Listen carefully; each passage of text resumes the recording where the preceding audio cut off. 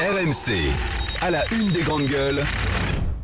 C'est lamentable de devoir rouler à 80 km/h avec parfois des camions qui vous collent au derrière. Au début, tout le monde roulait à peu près à 80 km/h et là, plus le temps passe, plus moi je roule à 80 km/h, plus je me fais doubler. Si on me dit on arrange mieux les routes, on signale mieux les points dangereux, ok. Rouler 10 km/h en moins, pour moi, ça sera zéro. Hein. Témoignage, 28 présidents de département demandent au gouvernement de renoncer aux 80 km/h sur les routes secondaires. Est-ce que le gouvernement doit ranger son projet? Oui ou non? 32-16 pour en parler avec les grandes gueules. C'est vrai que la grogne ne retombe pas. Hein. Dès que Édouard Philippe avait annoncé cette limitation de la vitesse à 80 km/h sur les routes secondaires, tout de suite il y a eu effectivement des critiques. Et là on a donc les présidents de 28 départements, en majorité ruraux, qui demandent au gouvernement tout simplement de renoncer à abaisser la vitesse. Il propose plutôt du cas par cas, notamment sur les axes accidentogènes. Les habitants des territoires ruraux sont directement impactés par cette mesure. La voiture constitue souvent le seul moyen de transport de proximité. Voilà ce que disent et écrivent ces élus dans une lettre ouverte donc à Édouard Philippe, transmise à l'AFP vendredi dernier. Elisabeth Borne, la ministre des Transports, qui était l'invitée ce week-end de nos confrères d'RTL, a rappelé que cette mesure avait pour but de sauver des vies. Elle indique que cette mesure va s'appliquer uniquement sur les routes bidirectionnelles. On a prévu une évaluation en 2020 sur cette mesure. Ça sera l'occasion d'en reparler avec les élus. Mais elle reconnaît qu'il est nécessaire d'entendre les élus, etc., etc. Oui, mais les élus disent une chose, il faut renoncer. Alors, faut-il renoncer à cette limitation à 80 km/h? Quels sont les signataires de cette tribune? 28 départements. Vous avez par exemple l'Aisne, les Ardennes, l'Allier, le Cantal, la Charente, l'Essonne, la Haute-Marne, la Manche, le Rhône, la Saône-et-Loire, Lyon, le Nord, la Moselle. Est-ce qu'ils ont raison? On doit renoncer? Le gouvernement doit renoncer? Docteur Mohamed? Écoutez, à la base, j'étais contre cette mesure de réduction de vitesse en me disant que c'est encore une espèce de taxe indirecte qui cherche à mettre encore des amendes et on va encore taper au portefeuille parce que c'est facile de réduire des vitesses, mais c'est plus difficile de lutter contre l'alcool au volant, le cannabis, et que c'était pas une mesure qui allait dans le bon sens. Maintenant, quand je vois l'argumentaire de ces présidents de région, je trouve qu'il est encore plus mauvais parce que dire qu'on va enclaver on va les enclaver encore plus, ces zones qui vont les gens vont avoir du mal à circuler, je trouve que c'est un mauvais argumentaire. Si on me montre par A plus B que réduire de 10 km/h permet de sauver 300 à 400 vies, je pense qu'on ne peut pas aller contre cet argument et ça tue le débat. Parce que si on dit on veut rouler plus vite, on va tuer plus, à ce moment-là, on ne peut plus discuter. En revanche, j'aimerais bien qu'on me prouve qu'en passant de 90 à 80 km/h, nous allons réellement sauver 300 à 400 vies. Qu'est-ce qui nous prouve que avoir un panneau à 80 km/h va empêcher les gens de rouler à 110, 120? Et finalement, est-ce que l'accidentologie... responsabilité oui, mais du coup, est-ce que l'accidentologie est celle des personnes qui roulent à 95? Est-ce que vraiment on tue quelqu'un à 95 plus que des personnes qui vont rouler à 120? Mécaniquement, c'est la distance de freinage. De freinage. Ouais. Mais les accidents graves, est-ce qu'ils ont vraiment lieu à 95 km/h? Est-ce que c'est pas 110? Est-ce que c'est plutôt 120? On ne sait pas. Donc je ne suis pas sûr que réduire à 80 soit une bonne mesure, mais je trouve que l'argument est plutôt mauvais de dire que voilà, c'est le seul moyen de transport, il pourra quand même circuler. C'est une réalité, ça, c'est un fait. Oui, mais c'est pas parce que tu roules à 80 km/h que tu pourras plus circuler. Ce que disent ces élus, c'est que si tu perds par exemple ton permis, ça n'a pas le même impact quand tu habites à la campagne que quand tu habites à Paris. À Paris, si tu n'as pas de bagnole, tu peux prendre un vélo, un métro, un bus, un taxi. En zone rurale et en zone périurbaine, c'est plus compliqué quand même, Jimmy. Oui, mais si oui, la France, c'est pas pareil partout. D'accord, mais si tu perds ton permis, c'est que tu as quand même commis des infractions. Donc à partir de ce moment-là, fin du débat, parce que si tu respectes le code de la route, tu ne perds pas de points. C'est très vite de perdre. C'est très facile. J'en perds régulièrement. Je perds un point. Mais à partir de ce moment-là, je change mon comportement. J'ai perdu 2-3 points ces derniers mois parce que j'ai roulé effectivement à 95. J'étais pris à 95 au lieu de 90. Tu vois bien que quand on roule même sérieusement, on peut perdre des points. Cet argument, on peut l'accepter, mais si on roule sérieusement et qu'on respecte les limitations, on ne commettra pas de problème et on aura son permis tout simplement. Elina. Alors moi, je voudrais dire que vu le nombre de grognes qui existent déjà en France, franchement, là, je demande au gouvernement de l'enlever, quoi. C'était pas une priorité? Non, c'est pas une priorité. Et puis, en principe, d'après ce que tu m'as dit, parce que moi je conduis pas, c'est 90 km. Oui. Franchement, entre 80 et 90, même si on disait non, on va baisser à 85, pour moi, c'est surtout un problème de discipline. La plupart du temps, moi, j'ai quand même vécu beaucoup dans la campagne en Normandie. Chaque fois qu'il y avait des accidents, c'était pas lié à la vitesse, c'était lié soit parce que à l'alcool. Normandie.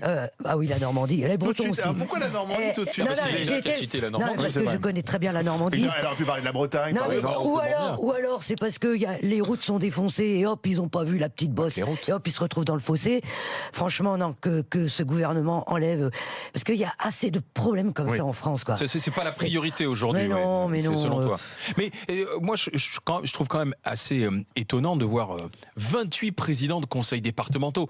Ça veut dire que les types passent leur temps à se faire enguirlander en fait par la population, quoi. En fait, c'est ça. Bah, ils se font engueuler par leurs électeurs. On est quand même dans l'idée que peut-être ce gouvernement incarné par Édouard Philippe est un gouvernement très parisien, un peu technocratique. Et on avait d'ailleurs même fait ce reproche, souvenez-vous, à Emmanuel Macron pendant la campagne présidentielle, alors que d'ailleurs il vient pas forcément de Paris, hein, il a grandi à Amiens, mais c'est vrai qu'il y a une approche très parisienne des problèmes. Et là, je pense, Édouard Philippe, pourtant il était maire du Havre, mais bon, pas très longtemps en même temps. Mais il s'est peut-être pas rendu compte. D'ailleurs, il avait fait un excès de vitesse, souvenez-vous, Édouard Philippe sur l'autoroute A13, je me souviens de ça. Mais comme quoi, nul n'est à l'abri d'une petite faute sur la route. Mais peut-être qu'ils ne se sont pas rendus compte que dans les campagnes, on a l'impression déjà d'être un peu accablé de tous les maux, moins de services publics, la fracture numérique. Et là, en plus, on vient te retirer une liberté de rouler à 90. 80, 90, honnêtement, on a l'impression qu'on va pénaliser les petites villes avec cette mesure. Je vois pas en quoi ça fait d'eux un gouvernement des Parisiens. Pourquoi la grogne? Comment tu expliques que les gens sont pas contents? On en ras-le-bol d'être taxés et ils comprennent que c'est une mesure qui sert à faire du racket et c'est comme ça que c'est perçu dans l'opinion publique. Mais si derrière, à la fin du quinquennat, on explique qu'avec cette mesure, on a fait baisser la mortalité routière, qu'il y a eu des gens qui ne sont pas morts du fait de cette mesure, on pourra pas aller contre. Donc dire que ça fait d'eux un gouvernement de Parisiens, de technocrates, non. Je suis désolé, l'accidentologie, si elle est plus grave dans les départementales, il faut faire quelque chose. Là où j'aimerais quand même avoir... Tu crois vraiment qu'on revient en arrière s'il n'y a pas de résultat? Ce qu'elle dit, Borne dit on va évaluer jusqu'en 2020. Tu crois vraiment que si en 2020 ça n'a pas marché, on va remettre des panneaux à 90, sachant que les changer, ça va coûter 3 millions d'euros? Je pense si ça rapporte de l'argent, on les maintiendra. Non mais, alors, nous sommes, je salue notre ami Joël Dagosseri qui est enfin parvenu jusqu'à nos studios. Joël est venue, elle a roulé à 80 km/h. Elle a couru à 80 km/h. Je remercie la RATP et sa ligne 12. C'était le BINS. C'était n'importe quoi. Alors, nous sommes avec François Sauvadet, qui est président du département de Côte-d'Or. Bonjour, monsieur le président. Bonjour. Merci d'être avec nous. Quels sont les bons arguments pour que le gouvernement renonce aux 80 km/h? D'abord, le bon argument, c'est qu'une mesure qui est complètement incomprise n'est pas une mesure qui peut avoir un effet auprès des automobilistes. C'est l'incompréhension. Pourquoi? Parce qu'on applique une mesure de baisse généralisée, y compris sur des itinéraires qui sont sans danger. Et c'est perçu effectivement comme étant une recherche de points, d'amendes. On a de plus en plus de gens qui circulent sans permis et sans assurance. Vous voyez les conséquences que ça peut avoir. Nous, ce qu'on propose tout simplement, c'est de dire d'abord, rendez publique l'expérimentation telle qu'elle a été conduite sur une 60aine de kilomètres.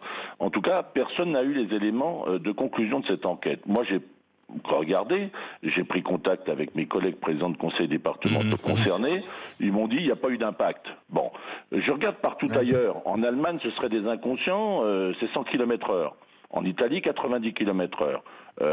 En Angleterre 96, etc., etc. Je pourrais faire la liste. Donc, mais c'est quoi? Attendez, François Sauvadet, c'est quoi l'itinéraire sans danger? Parce que vous disiez vous-même. Moi je vais vous inviter à venir en Côte d'Or. Je gère 5900 km. Parce qu'on peut se tuer partout. Il n'y a pas d'itinéraire sans danger. On peut avoir des accidents n'importe où. Il y a des itinéraires sans danger. Seulement, ce qui présente un danger, c'est le comportement de l'automobiliste avec les excès de vitesse, la grande vitesse. Parce que ce qui tue, c'est la grande vitesse. C'est pas le passage de 90 à 80. Hormis sur les zones sensibles. Nous, ce qu'on propose, et on tend la main au gouvernement, en disant, venez travailler avec nous, il y a 400 000 km de route.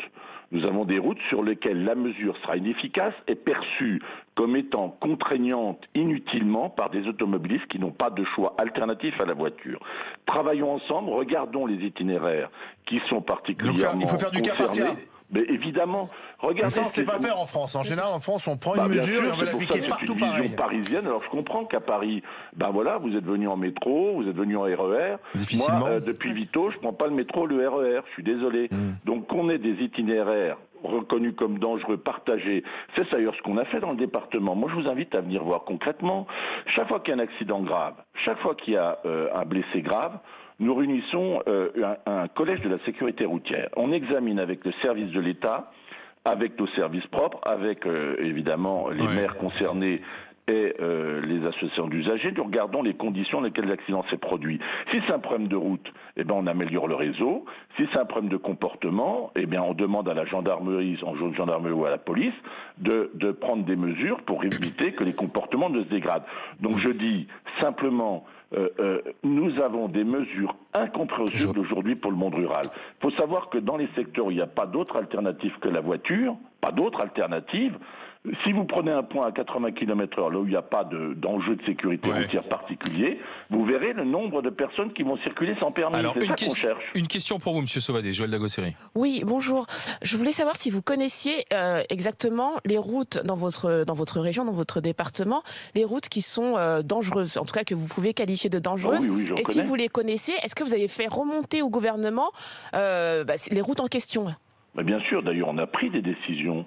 Moi, je fixe des arrêtés de limitation dans les limites fixées par le gouvernement, des arrêtés de limitation sur les routes départementales lorsqu'il y a un problème particulier. On le fait au quotidien. Moi, j'ai des agences territoriales qui me font remonter et je vous les problématiques. Et je vous le dis, chaque fois qu'il y a un accident grave, je le répète, on réunit un conseil de sécurité routière. Donc moi, j'ai déjà pris un certain nombre de décisions. D'ailleurs, le nombre d'accidents était jugulé. Donc je dis plutôt, priorisons. Il y a des routes dangereuses, par exemple la RCEA. Il y a des dizaines et des dizaines de morts. C'est la route Centrale-Europe-Atlantique. Ben, regardez ce qui s'est passé. On a tant tardé avant de refaire des infrastructures. Et c'est là l'État qui est en première ligne. Donc moi je dis travailler avec je demande au gouvernement. Donc en fait, voilà, on laisse tomber les 80 km/h et on se concentre plutôt sur les routes et les infrastructures, là où il y a des travaux à faire. Là où il y a des travaux, là où il y a des investissements, là où il y a des améliorations, là où il faut imaginer des itinéraires de délestage, etc. sur les routes à grande circulation, puis là où il faut investir. Encore une question pour vous, Monsieur Sauvadet. Excusez-moi, monsieur. Les radars, c'est vous qui fixez l'emplacement des radars ou pas dans votre région? On en discute. Mais est-ce que vous, dans votre région, les radars sont placés dans les endroits les plus accidentogènes et là où la mortalité est la plus importante? Parce que j'ai quand même l'impression, en tout cas pour les itinéraires que je prends moi en Ile-de-France, qu'ils sont placés là où il y a le plus de trafic et là où ça rapporte le plus. Mais est-ce que vous, de votre côté... Vous avez raison pour une partie. C'est vrai qu'on a le sentiment qu'un certain nombre de radars ont pu être placés en des endroits qui ne sont pas accidentogènes ou en tout cas sauf comportement irascible d'un type qui est d'un fou de la route, et ça existe, mais qui ne sont pas des routes dangereuses. Donc monsieur, effectivement, il y a des radars dont je pense effectivement aujourd'hui qu'ils sont là plutôt pour faire de l'argent plutôt que de prévenir un risque. Voilà. Monsieur Sauvadet, la ministre... C'est le sentiment que nous partageons un certain nombre de nos compatriotes. Vous voyez, c'est pas tous des irresponsables ceux qui prennent la route tout de même. On a bien conscience des dangers. Moi, je gère. Oui, mais alors que répondez-vous à ceux qui disent... Attendez, Monsieur Sauvadet, que répondez-vous à ceux qui disent, et c'était l'argument de Jimmy, respectons le 80 et il n'y a pas de problème. Le radar, en fait, coûte cher à ceux qui ne respectent pas la règle. Mais pourquoi vous voulez respecter le 80 là où c'est à 90? Moi, j'ai regardé ce qui s'est passé ailleurs au Danemark. Ils étaient passés à 80. Ils sont en train de réfléchir à passer à 90 parce qu'ils se sont rendus compte que ça n'avait eu aucun effet, voire même que la fluidité avait été rendue plus difficile. Moi, alors on serait vraiment... Est-ce que vous avez eu contact avec Madame Borne? Parce que là, vous envoyez une lettre ouverte, donc c'est pour que les médias s'en interpellent. Est-ce que vous avez des contacts avec Madame Borne à Mise et Transport? On n'a eu aucun contact parce avec qu'elle le gouvernement. Elle a dit ça hier, hein, je reconnais qu'il est nécessaire d'entendre les élus et leurs messages, qui ont l'impression qu'il y a des fractures territoriales. Eh bien, je vous dis sur votre honte, puisque je n'ai eu aucun contact personnellement avec la ministre. J'étais moi-même ancien ministre. Jamais on m'a posé la question de savoir qu'est-ce que vous en pensez. On était très proactifs, d'autant plus proactifs que j'ai mon propre suppléant qui a été tué dans un accident de la route par un fou du volant qui en plein brouillard a doublé dans un endroit. Donc je suis d'une sensibilité particulière. Simplement je dis attention au monde rural, ne prenez pas des mesures générales comme ça qui n'auront aucun sens, qui sont mal perçues et qui aboutiront à une seule situation, c'est à la circulation de gens qui prendront la voiture sans permis. permis. Donc adaptons le comportement, et de ceux d'ailleurs qui ne le respecteraient pas, aux situations les plus à risque et aux situations accidentogènes et reconnues comme telles. Et puis, battons-nous ensemble pour faire de la sécurité routière. J'ai l'impression, vous savez, on se donne bonne conscience avec cette mesure à 80. Très bien. Oui. On se donne bonne conscience. Aucun autre pays autour de nous l'a fait. Merci, Monsieur Sauvadet. Franchement, réagissons. Merci, président du département de Côte d'Or. Donc, 28 départements qui demandent au gouvernement de renoncer, de ne pas appliquer à partir de juillet 2018 les 80 km/h sur les routes secondaires, une partie des routes secondaires. Est-ce que le gouvernement doit renoncer? Vous avez entendu les arguments de François Sauvadet. 3216 rmc.fr pour continuer de réagir avec les grandes gueules.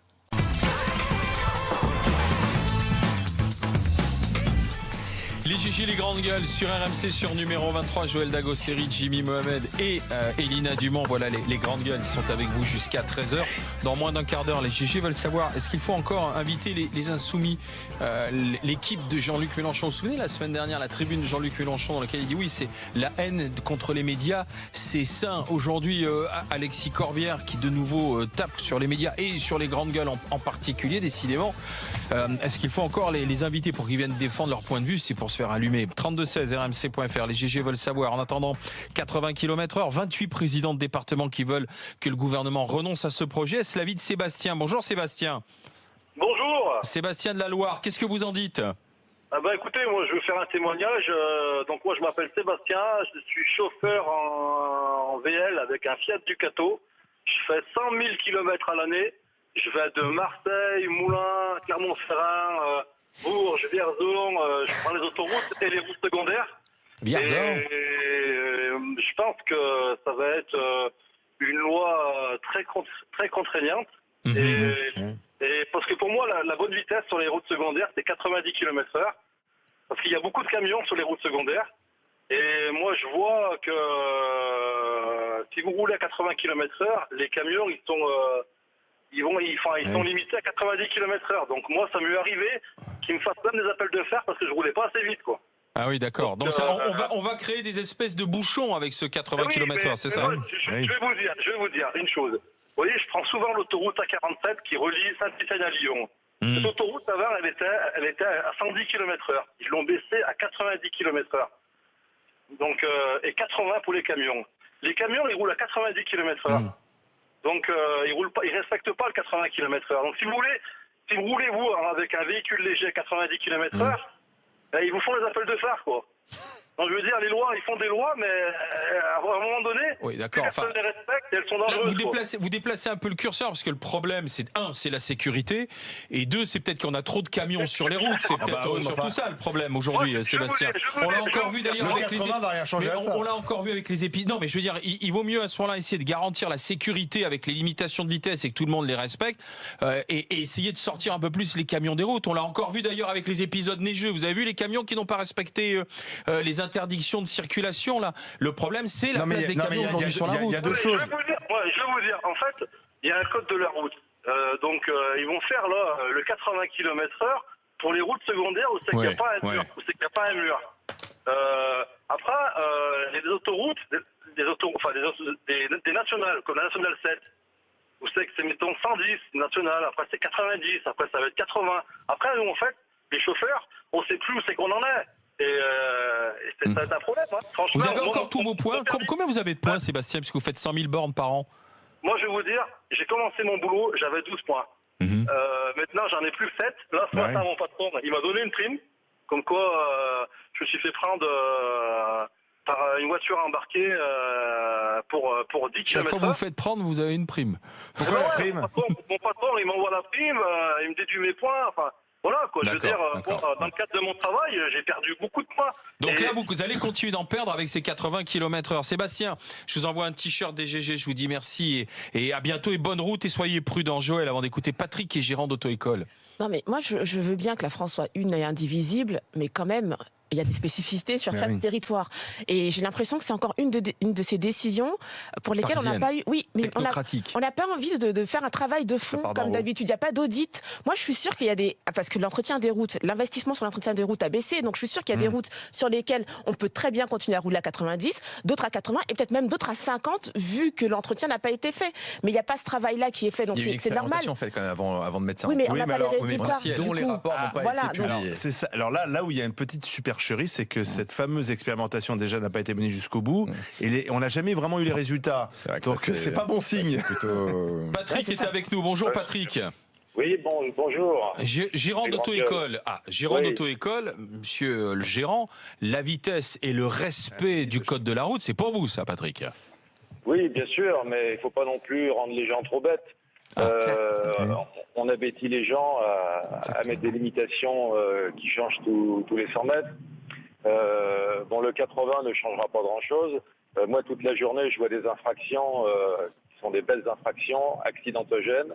Et là, il n'y a jamais personne pour verbaliser. Pourquoi ? Parce qu'il faudrait une police de la route banalisée. C'est mon avis. Pour prendre les vrais chauffards, qui sont souvent des récidivistes. On voit souvent suit une personne, elle va vous griller un feu, après elle va vous faire un excès de vitesse. Alors, là où vous avez raison, Patrick, c'est que finalement, on a moins de présence humaine pour rappeler, comme vous le dites, les incivilités, et on a plus aujourd'hui des machines qui flashent de manière un peu bête et méchante, Voilà. quoi, en Donc fait, c'est de la Patrick. répression idiote. Même moi qui suis pourtant, j'essaie de respecter parce que c'est mon métier. Je me suis fait flasher à 52 l'autre jour, tout bêtement. Vous voyez, ça arrive à tout le monde. Et je pense Juste pour 2 km/h, quoi. Ouais. Enfin, vous étiez à 62 et c'est rapporté avec la tolérance à 52. 67 en fait. Donc voilà, vous n'étiez pas à 52. 67. Il faut être aussi un peu, nous, de notre côté, être honnête. Quand on s'est flashé à 52, c'est qu'on était au-dessus et il On était à rabaisse. 57. Voilà, J'étais vous étiez- 5 km/h. J'étais à 55. Enfin bon, c'est retenu. Tu mets en 52. doute la parole de Patrick, gérant d'auto-école, Jimmy. Et simplement, je voulais rajouter autre chose, si c'est possible. Allez-y. C'est que si on cherche vraiment à diminuer l'accidentologie, il y a des mesures plus utiles. Par exemple, trouvez-vous normal l'imitation de nuit soit les mêmes que de jour, alors que la visibilité en feu de croisement est de 30 mètres. Oui, c'est vrai. C'est lié au problème que nos routes ne sont pas éclairées, c'est plutôt ça. Alors maintenant, le docteur, non seulement il veut changer tous les panneaux, ça va coûter 3 millions d'euros, maintenant il veut éclairer toutes les routes de Je France. suis désolé, moi je prends les autoroutes la nuit aussi et franchement l'autoroute c'est pas éclairé la nuit, c'est un scandale, on paye des impôts, on paye des taxes et je suis désolé, c'est pas éclairé. Tu prends la 86 le soir, tu navigues grâce au feu de croisement et c'est pas en mettant des panneaux, des réductions de vitesse que les gens rouleront moins vite. Il faut mettre des Donc on est d'accord qu'il faut plutôt mieux entretenir les routes. Donc pour Patrick, on manque un peu de discernement, on manque de juste milieu. Et ce qu'il aimerait, Patrick, c'est qu'on ait un peu plus de présence humaine sur les routes, parce que le problème, c'est pas de dépasser de 3 ou 4 km/h, c'est le problème du comportement et de la conduite. C'est ce qu'il dit, Patrick. La présence humaine, c'est pas être à 5 place de la Concorde pour contrôler les voitures. La présence humaine, c'est aux sorties de boîtes de nuit, c'est à 4 heures du matin, c'est faire du contrôle anti-cannabis et anti-alcool, ce qui est très rarement fait. C'est ça la présence humaine. Mais en même temps, malheureusement, avec l'avenir, Alain, je suis désolé, mais il y aura de moins en moins d'êtres humains sur les routes. Ça sera que de la vidéo, des radars, il y aura plus de Non, ça sera surtout de la voiture autonome. Oui, la voiture autonome. Ça réglera le problème, la voiture C'est ce que je me disais par rapport à ceux qui sont à la campagne. Je me disais alors, s'ils roulent à plus de 80, amende, et en plus, si par hasard, il se retrouve arrêté avec un portable, il sera... parce qu'à la campagne, les automobilistes... On a un problème de comportement en France. On prend souvent l'exemple... Ils attendent, ils Non mais on prend en exemple les Allemands, mais je suis désolé, les Allemands sont disciplinés, ils respectent le code de la route. Nous sommes des sauvages. Je suis désolé, sur la route, je passe ma journée, je passe pas mal de temps sur les routes, les gens ne savent pas conduire, c'est l'incivilité. Tu rejoins ce que dit Patrick. Je veux un peu plus de présence humaine. Oui, il faut de la présence supplémentaire. Les Français vont devenir respectueux. Il y a eu le même débat sur la ceinture de sécurité. Tout le monde se disait mais on atteint ma liberté. La ceinture de sécurité, c'est de l'oppression. Il faut lutter contre ça. Et c'est la peur du gendarme qui fait changer les mentalités, qui permet ensuite de réduire la mortalité. Et si vraiment on baisse la mortalité, pourquoi pas ? Mais encore faut-il le prouver. Et je pense que l'élément pédagogique sera là. S'ils sortent une étude et qu'ils publient réellement les chiffres montrant qu'on baissera la mortalité, l'opinion ira dans dans le même sens. Parce que rouler à 80-90, je suis désolé, on ne limite pas à 50 km/h quand on roulait à 110. Ce qui a fait baisser la mortalité, c'est bien les radars automatiques, c'est bien les flashs qui a fait baisser la mortalité. Là où il faut aussi avoir le courage, c'est ce que là, je te rejoins, les chiffres. Hein. C'est d'avoir 15 000 morts dans 75. On compare des choses qui n'ont rien à voir. Hein. Si. On va pas baisser avec le 80, on va pas passer de 3000 à 1000 morts. Ils expliquent de baisser 300 à 400 morts. Non, mais si rappelons qu'au Danemark, ça a échoué. Ah mais les Danois, ils n'ont pas la même conduite. Nous, en France, je suis désolé, on a besoin d'avoir de la répression. On ne peut pas comprendre la pédagogie. Et on a besoin, il faut qu'il y ait la peur du gendarme. Il faut être bête et méchant avec les Français. En matière de conduite automobile, je pense qu'il faut aller de la répression, car on voit bien, il y a de l'incivilité. Les gens ne laissent même plus passer quand on arrive au passage piéton. Oui, c'est vrai. Les gens, ils sont tous pressés. Qu'est-ce que ça vous coûte de vous arrêter, de laisser passer une femme, un monsieur, une personne âgée? Oui, mais en s'il a le malheur de boiter et de mettre du temps. Il y a beaucoup moins de circulation. Il y a pas de circulation, mais je suis désolé, les comportements où les gens, en ville, le président de région tout à l'heure expliquait que les gens doublaient sur une départementale alors qu'il y avait du brouillard et que son ami ou son élu est décédé. Je suis désolé, c'est un problème de comportement. Donc je pense que malheureusement, les Français ont besoin de cette répression et c'est comme ça qu'on permettra peut-être de sauver des vies. En tout cas, le monsieur tout à l'heure qu'on voyait à l'image sur numéro 23, je suis désolé, il a raison, t'imagines, il y a 2 tracteurs devant toi. Non mais... roule pas 90, tu Laurent, bonjour. Oui, bonjour les grandes gueules. Laurent nous appelle parce qu'il est sapeur-pompier dans l'Allier, mon cher Laurent. L'Allier d'ailleurs qui fait partie des départements qui contestent l'application des 80 km/h. Qu'est-ce que vous en dites, Laurent ? Alors, une rectification, je ne suis pas pompier dans l'Allier, je suis pompier dans le Puy-de-Dôme, mais j'habite dans l'Allier. D'accord. Mais c'est pas grave. Un des intervenants tout à l'heure faisait part de la grande route qui était très accidentogène, la RCA que je connais, parce que dans le cadre de mon métier, j'engage des moyens en renfort sur ce secteur, et je peux vous dire que c'est effectivement courant qu'on engage des renforts sapeurs-pompiers extra-départementaux pour des accidents. Ouais. Alors, mon expérience personnelle, je roule beaucoup, 45 000 km par an, sur tout axe confondu, autoroute, route secondaire, route nationale et tout ça. Et je pratique depuis 3-4 ans, le 80 km/h sur les axes secondaires. Je peux vous dire que c'est d'un confort personnel. Je suis serein, pas agacé. Vous roulez plus tranquille, quoi, en fait, c'est ça. Pardon ? Vous roulez plus tranquille. Je roule plus tranquille, j'ai même le temps un peu de profiter du paysage. Ça me permet d'être beaucoup plus vigilant par rapport aux autres usagers. Et en termes de coût, pour ma voiture, je consomme beaucoup moins. Quand je dis beaucoup moins, c'est vraiment beaucoup moins sur une voiture familiale. Donc 135 à 140 chevaux. J'ai une consommation de 4 litres et demi. Donc en fait, vous êtes tout simplement en train de nous dire, on consomme moins, on est plus serein dans la conduite, plus détendu. Donc le gouvernement ne doit pas renoncer. Doit au contraire l'appliquer. Pas seulement que pour ça. Non seulement il ne doit pas renoncer pour ces raisons-là, mais aussi pour aller contre les usagers qui sont totalement indisciplinés, qui ne respectent pas les. Alors certes, il y a moins d'indiscipline qui se pratiquait par rapport à avant, mais il y en a toujours qui subsistent. Et je peux vous dire qu'il y a des excès de vitesse qui se pratiquent. Un truc qui était sorti il y a quelques années. La réduction de la vitesse partant de pluie. Plus de 80% des usagers ne le pratiquent pas. Ouais, mais alors là, ça n'a rien à voir avec le 80. Là, vous parlez d'éducation en fait à la conduite. Effectivement, d'éduquer les conducteurs. Quand il pleut, il faut rouler moins vite. Quand il fait nuit, il faut rouler moins vite. Mais ça n'a rien à voir avec des panneaux sur toutes les routes de France à 80. Moi, je pense qu'on est plus dans un problème de formation, d'éducation, de prévention plutôt que d'une façon un peu bête et méchante de réprimer. C'est un t-shirt des grandes gueules pour vous, Joël. Non, mais t'as vu combien de temps tu prends pour passer le permis en France? T'as vu le coût du permis en France? Le coût ne veut pas dire qu'il y a une bonne formation. Oui, non, mais justement, donc quand on dit qu'on a un problème de formation alors que tu payes, que tu mets autant d'euros dedans, moi ça me scandalise. Il y a un moment. C'est un problème de comportement. Je suis désolé. Alors moi, je suis le premier à dire que ça coûte trop cher, que c'est souvent une arnaque, qu'on nous prend 2000 euros, qu'on nous fait faire des heures parce que c'est plus rentable, 50 euros de l'heure. Mais je suis désolé, le moniteur n'a pas à te donner un comportement responsable. C'est à toi de l'avoir. Quand tu as un panneau, il te dit 80, tu roules à 80. Mais après, cet argument jusqu'au bout. C'est le formateur qui doit te dire que quand il pleut, effectivement, ta distance de freinage n'est pas la même. savent très bien, ils veulent pas le faire. Quand t'es jeune, t'apprends ton permis, je crois pas. Quand il pleut, tu mets plus de temps pour freiner. Ils te le disent dans notre école. Ils t'expliquent que t'apprends pas à conduire par temps de pluie sur des routes mouillées. Moi, j'ai fait une formation, mais tu vas dans des formations spécialisées pour le faire, mais sinon, dans la formation de base, on t'apprend pas à contrôler ton véhicule par temps de pluie, à rattraper un dérapage, etc. C'est 80 km/h, oui ou non? Est-ce que c'est une bonne mesure? Non, mais là, du coup, tu sais ce que c'est. C'est un bon défi, en fait, politique pour Emmanuel Macron, qui est censé incarner le nouveau monde ou une nouvelle manière de faire de la politique.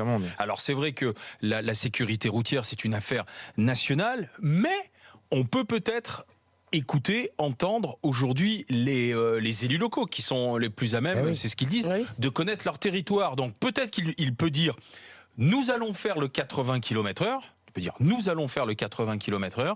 Maintenant, c'est de la responsabilité des régions ou des élus locaux de mettre les limitations, où nous le ferons dans les endroits où véritablement on en a besoin. Vous vous souvenez que la semaine dernière, on avait des élus locaux qui demandaient à pouvoir faire moduler eux-mêmes justement la vitesse. Tandis que là, c'est des élus qui disent au gouvernement de renoncer. Donc on doit pouvoir arriver à faire du en même temps sur ce coup-là, non, Joël? Non, mais c'est trop radical d'un côté et de l'autre. C'est-à-dire qu'il prend une décision de Paris qui va s'appliquer à la France entière et eux, ils lui disent renonce totalement pour la France entière. C'est pas possible. C'est pour ça qu'ils les mettent devant les responsabilités, les présidents des départements, alors justement, et les préfets. Non, Sauvadet, il dit il faut faire du cas par cas. Dans la lettre, c'est très bien dit, il faut identifier les zones à problème, accidentogènes, et faire du cas par cas.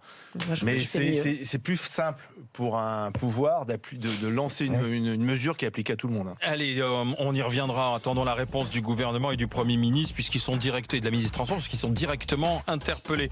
Dans un instant, les GG veulent savoir, est-ce qu'on doit encore inviter les insoumis sur les plateaux télé, puisqu'ils s'en prennent aux médias, avec leur leader Jean-Luc Mélenchon dit même que les médias sont haïssables, la haine contre les médias est saine, et que ce matin, nous, au GG, on y a eu droit avec Alexis Corbière. 32-16, rmc.fr pour en parler avec les GG.